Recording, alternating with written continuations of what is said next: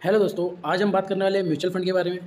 दोस्तों, mutual fund क्या है, ये आज हम जानने वाले हैं और लोगों ने इसमें क्यों इन्वेस्टमेंट करना चाहिए और कहाँ-कहाँ इन्वेस्टमेंट करना चाहिए और म्यूचुअल फ़ंड क्यों अच्छा है और क्या रिस्क है इसमें, ये बातें हम इसमें जानेंगे। सो सभी को पता है दोस्तों, म्यूचुअल फ़ंड में इन्वेस्टमेंट करने के लिए सबसे पहले किस चीज़ की ज़रूरत है? डीमैट अकाउंट की। जिनके पास में डीमैट अकाउंट नहीं है तो अपना डीमैट अकाउंट खोल लीजिए। नीचे डिस्क्रिप्शन में मैंने लिंक दिया हुआ है, उस लिंक पर क्लिक करके आप डीमैट अकाउंट साइन इन कर सकते हो।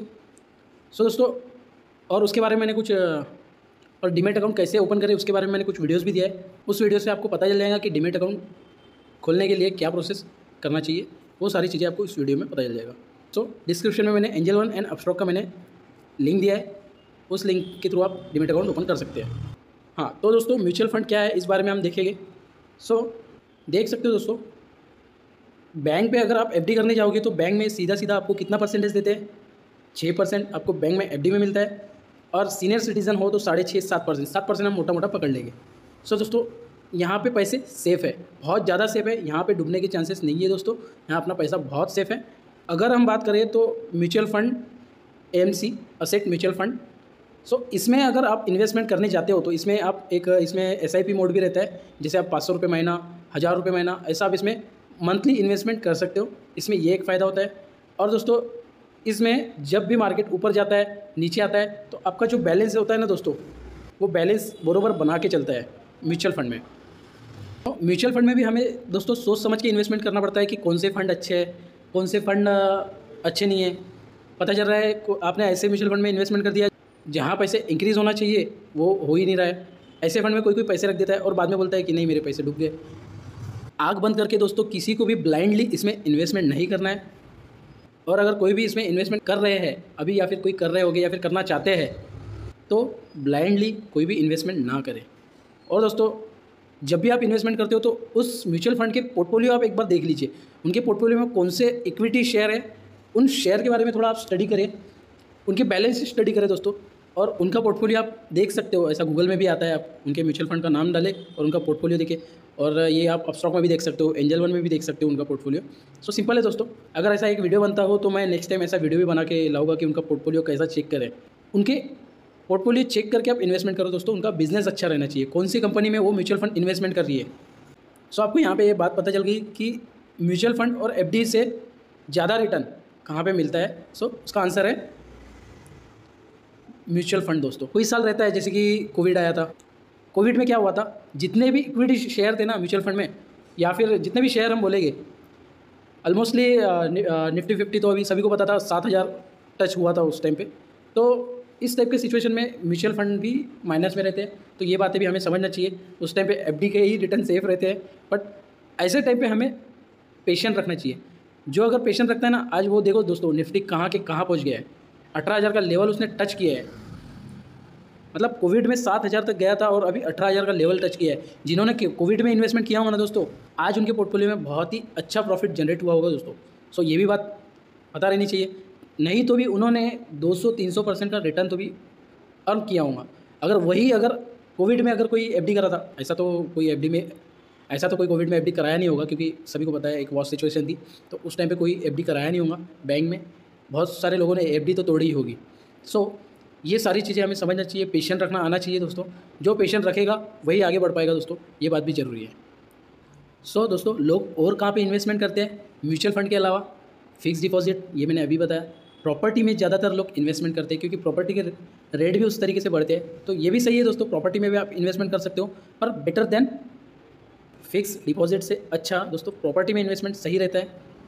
उसके बाद में कुछ लोग गोल्ड में भी निवेश करते हैं, ये भी एक बहुत अच्छी चीज़ है, गोल्ड में भी निवेश कर सकते हो आप। पर इसमें दोस्तों एक आपको नज़रिया रखना पड़ेगा लॉन्ग टर्म का। जैसे कि किसी ने यहाँ से 20 साल पहले अगर गोल्ड में निवेश किया होगा, तो आज उसको भरमसाठ दोस्तों प्रॉफिट हुआ होगा, क्योंकि यहाँ से 20 साल पहले ऑलमोस्टली गोल्ड 18,000 20,000 समथिंग होगा। तो उस हिसाब से लगा लीजिए दोस्तों, अभी 50,000 गोल्ड चल रहा है। तो उस टाइम पे जिन्होंने गोल्ड में निवेश किया होगा, अभी सोच सकते हो 10 ग्राम का गोल्ड अब 50,000 में खरीदते हो, तो सोच सकते हो गोल्ड के भी प्राइस बढ़ चुके हैं। कुछ लोग दोस्तों इक्विटी में भी इन्वेस्टमेंट करते हैं। इक्विटी में इन्वेस्टमेंट करने का फ़ायदा ये है कि उसमें डिविडेंड वगैरह हमें मिलता है, कंपाउंडिंग का फ़ायदा होता है। म्यूचुअल फंड में भी होता है, बट इक्विटी में भी फ़ायदा होता है, पर उसमें लॉन्ग टर्म के लिए रखना चाहिए और अच्छे स्टॉक हमें अपने पोर्टफोलियो में ऐड करना चाहिए। ये सारी चीज़ें मैं वीडियो में भी बताता हूँ अपने कि किस टाइप की इक्विटी में हमें पैसा रखना चाहिए। पर इक्विटी से भी हमें सेफ रहना है तो म्यूचुअल फंड बेस्ट है दोस्तों। इसके बाद में दोस्तों एक आध वीडियो में ऐसा भी बना के दूंगा, कुछ टॉप 10 म्यूचुअल फंड आपको बताऊंगा उसमें कि कौन से म्यूचुअल फंड में आपको पैसा रखना चाहिए। तो वो आपको मैं बताऊंगा नेक्स्ट वीडियो में, आप उसके बारे में स्टडी कर सकते हो। सो देख सकते हो दोस्तों, mutual fund versus fix deposit सभी को पता रहना चाहिए दोस्तों। म्यूचुअल फंड में ज़्यादा रिटर्न आते हैं और फिक्स डिपॉजिट में नॉर्मल रिटर्न आते हैं, जो कि हमें सालाना 7% या 6% हमें मिलता है। तो सभी को ये बात पता रहनी चाहिए। एफडी से बेस्ट है म्यूचुअल फंड। म्यूचुअल फंड में अच्छे फंड देख के हमें पैसे लगाना चाहिए। सो दोस्तों देख सकते हो म्यूचुअल फंड अपने इन्वेस्टमेंट कहाँ कहाँ करती है। सो देख सकते हो डिबेंचर्स में म्यूचुअल फंड अपना इन्वेस्टमेंट करती है, बैंक एफडी में भी रखती है, उसके बाद में गवर्नमेंट सिक्योरिटीज़ में अपना पैसा रखती है। अगर हम बात करें तो म्यूचुअल फंड अपने हाथ में कैश भी रखता है जो हम इन्वेस्टमेंट करते हैं म्यूचुअल फंड के थ्रू। अगर हम बात करें म्यूचुअल फंड इक्विटी में इन्वेस्टमेंट करता है, जो शेयर्स रहते हैं कंपनी के। सो किस टाइप के शेयर में इन्वेस्टमेंट करता है तो ये भी आप समझ लीजिए। Large cap, mid cap and small cap. Micro cap में तो जाता नहीं है म्यूचुअल फंड, बहुत कम जाता ही नहीं है, तो बोल देंगे चलेगा। सो आपको दोस्तों अगर इन्वेस्टमेंट करना है तो आपको कोई चिंता करने की ज़रूरत नहीं है। अगर आपको स्टॉक मार्केट बिल्कुल भी समझ में नहीं आता है, आप म्यूचुअल फंड के पास में जाइए, उसको पैसे दीजिए, वो आपके पैसे इक्वली इन्वेस्टमेंट कर देगा। आपको टेंशन लेने की ज़रूरत नहीं होती है। बेस्ट म्यूचुअल फंड देखो, वहाँ उनके हाथ में पैसे दे दो और वो आपके पैसे हर एक जगह इन्वेस्टमेंट कर देगा, जो भी उनके पोर्टफोलियो में इक्विटी शेयर्स रहेंगे उसमें। सो इस टाइप से म्यूचुअल फंड इन्वेस्टमेंट करता है अपना ये सारी चीज़ों में। सो दोस्तों अगर हम बात करें, जिन्हें भी अगर कुछ भी स्टॉक मार्केट नहीं समझता है, बेस्ट है म्यूचुअल फंड में इन्वेस्टमेंट कर दो और देखते रहो, आने वाले कुछ सालों में आपके प्रॉफिट बहुत ही बढ़िया हो जाएंगे। ये वीडियो देखने के बाद में आपको कोई भी दूसरी वीडियो देखने की ज़रूरत नहीं पड़ेगी दोस्तों। अपना पूरा म्यूचुअल फंड से रिलेटेड इसमें नॉलेज दे रहा हूँ। अगर आपको लगता है कि इसमें मैंने आपको कुछ कम बताया तो आप मुझे कमेंट बॉक्स में लिखकर बता सकते हो दोस्तों। तो दोस्तों म्यूचुअल फंड के आपको एडवांटेजेस और बेनिफिट क्या है कि आपको रिसर्च करने की ज़रूरत नहीं है, टाइम देने की ज़रूरत नहीं है, अलर्ट की कोई ज़रूरत नहीं है और आपको कोई इसमें ट्रैक करने की ज़रूरत नहीं है। वो सारा काम म्यूचुअल फंड कर लेगा। उनकी टीम रहती है दोस्तों, उनकी बहुत बड़ी टीम रहती है दोस्तों, जो वो लोग अपना सारा एनालिसिस करते हैं कौन से इक्विटी फंड में डालना है, कहाँ कहाँ म्यूचुअल फंड का पैसा इन्वेस्टमेंट करना है। बहुत बड़ी टीम रहती है दोस्तों। ये रिसर्च, टाइम, अलर्ट, ट्रैकिंग वगैरह वो सारी चीज़ वही लोग कर लेते हैं। आपको सिर्फ उनको पैसे देना है, वो आपको आपका पैसा सुरक्षित रिटर्न के साथ में आपको वापस देता है दोस्तों। बट एक बात और है उसमें कि आपको सोच समझ के अच्छे म्यूचुअल फंड में आपको आपका पैसा लगाना होगा। क्योंकि दोस्तों आप देखते ही होंगे, क्योंकि दोस्तों आप टीवी में जब ऐड आता है तो आप देखते ही होंगे, उसमें बोलते हैं mutual fund investment are subject to market risk, please and the offer document carefully before investing. इसीलिए ये सारी चीज़ वहाँ पे वो बड़बड़ करते हैं। तो आपको सोच समझ के इन्वेस्टमेंट करना है दोस्तों। अब म्यूचुअल फंड का मतलब ये नहीं कि आप ब्लाइंडली इन्वेस्टमेंट कर दो। उससे रिलेटेड भी हम कुछ ऐसे वीडियो बनाएंगे जो आपके काम आए, आपको कुछ सीखने मिले। देख सकते हो दोस्तों इस इमेज में इन्वेस्टर, आप और हम, ये इन्वेस्टर है दोस्तों। जैसे कि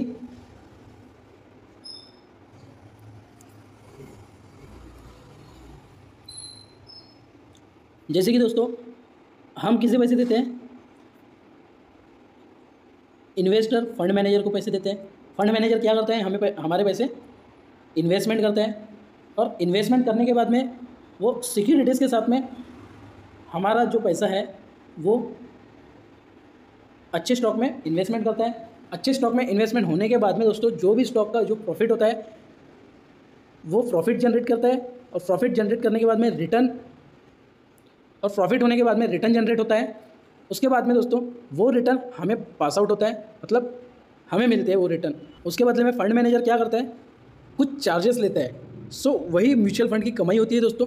कुछ चार्जेस हमसे म्यूचुअल फंड लेते हैं जो कि हमें देना पड़ता है। जैसे कि 100 रुपये मैंने यहाँ पे लिखा है, ये उनका चार्जेस है। ये मैं एक बोलने के लिए बता रहा हूँ। जैसे मैं आपको एक उदाहरण देता हूँ, ये 100 रुपये मैंने आपको सिर्फ समझने के लिए बताया है कि हम इन्हें इतना पैसा देते हैं।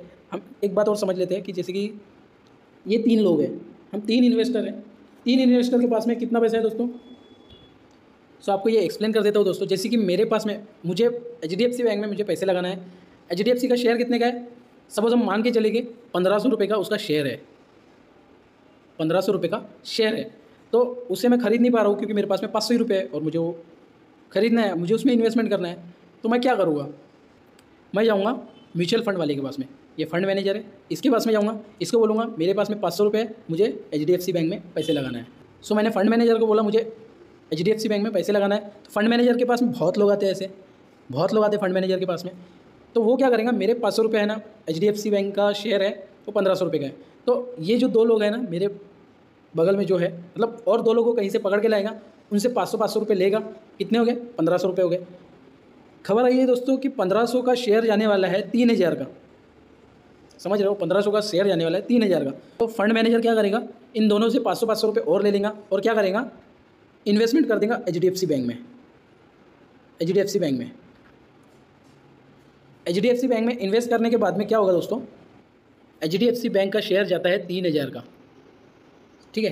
तो 3000 का ये शेयर होने के बाद में क्या होगा कि हम देखेंगे उसके, नहीं ये प्रॉफिट दे रहा है, अच्छा मतलब 3000 का अब हो गया है, तो अब नहीं हमें अपना पैसा निकालना है। तो हम क्या करेंगे, फंड मैनेजर को बोलेंगे कि नहीं, मैंने जो इन्वेस्टमेंट किया था म्यूचुअल फंड में, तो मुझे वो विड्रॉ करना है। तो वहाँ से वो पैसे हम विड्रॉ करने के बाद में क्या करेंगे दोस्तों, ये 3000 का हो गया है, तो हमारा रिटर्न कितना हुआ है, 1500 का 1500 रुपये रिटर्न मिला हुआ है। सो वो रिटर्न हमें कैसे मिलेंगे, फंड मैनेजर क्या करेगा, यार मैंने तुम्हारा पैसा इन्वेस्टमेंट किया, तो मुझे क्या करो, 100 रुपये दो तीनों, सॉरी ये 1 0 ज़्यादा हो गया, तो 100 रुपये वो तीनों से लेगा।